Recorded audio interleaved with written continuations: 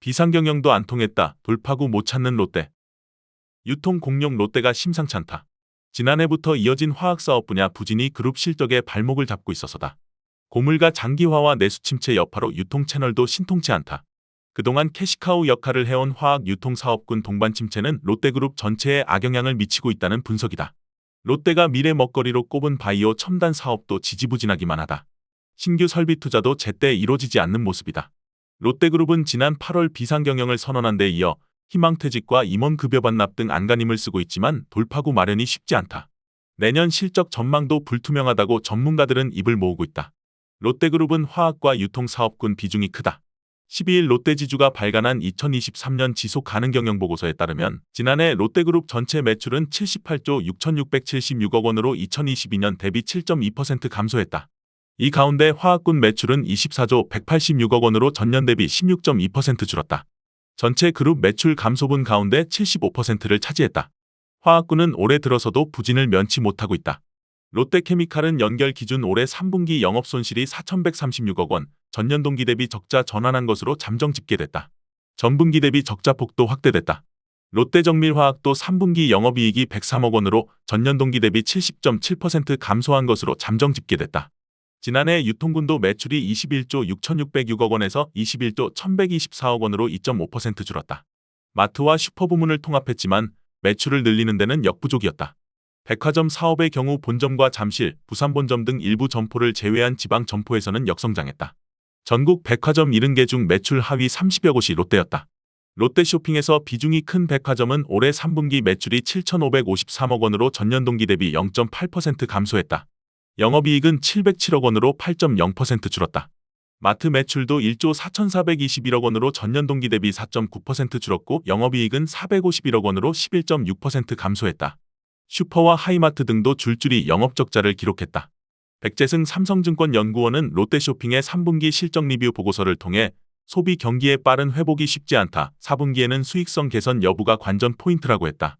그룹 계열사들의 실적 부진은 주가 하락과 신용등급 강등으로 이어지고 있다. 롯데지주는 지난해 신용등급이 AA0에서 AA-로 한 단계 강등된 데 이어 올해 초에는 부정적 등급 전망을 받았다. 올해 3분기 부진한 실적 발표로 롯데지주의 신용등급 추가 하락 가능성이 커졌다는 게 업계 판단이다. 롯데의 부진에 대해 업계 전문가들은 지배구조와 사업구조 개편을 중요한 요인으로 꼽는다. 롯데그룹은 2017년 롯데지주 출범 이후 순환출자 고리를 끊고 롯데카드 등 금융계열사 지분을 매각하는 등 지배구조 개편을 단행했다. 롯데지주를 중심으로 계열사 지배력을 높였다. 하지만 각 계열사들이 경쟁력 확보에 실패하면서 그룹 신용 리스크가 불거지기 시작했다.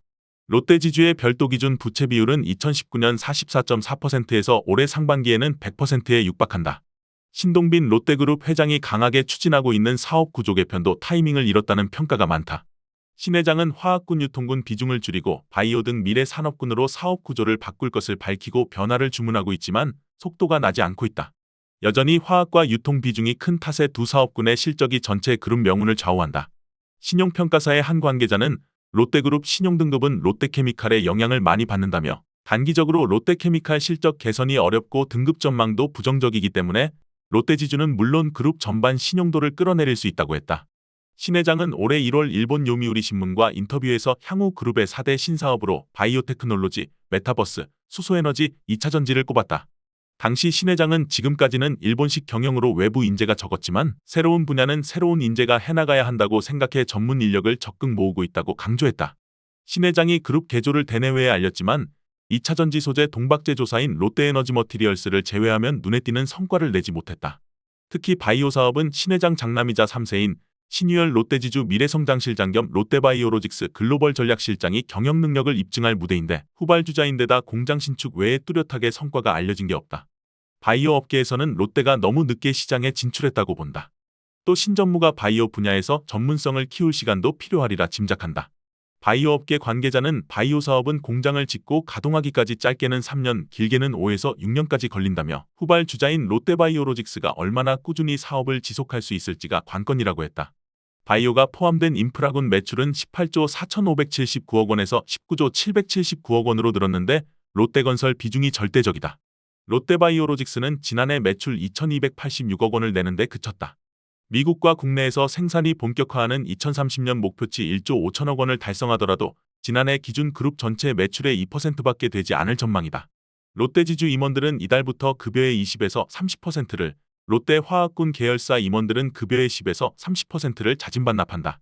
급여 자진반납이 언제까지 이어질지는 정해지지 않았다.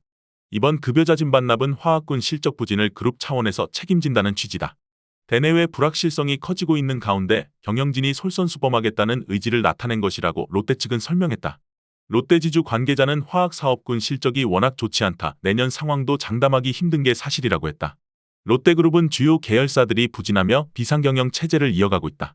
계열사 중 롯데면세점은 6월, 롯데케미칼은 7월부터 비상경영에 돌입했다. 롯데지주도 8월 1일부터 비상경영 체제로 전환했다. 롯데가 비상경영 카드를 꺼내든 건 2018년 이후 6년 만이다. 인력 효율화를 위한 희망퇴직 등 구조조정도 이뤄지고 있다.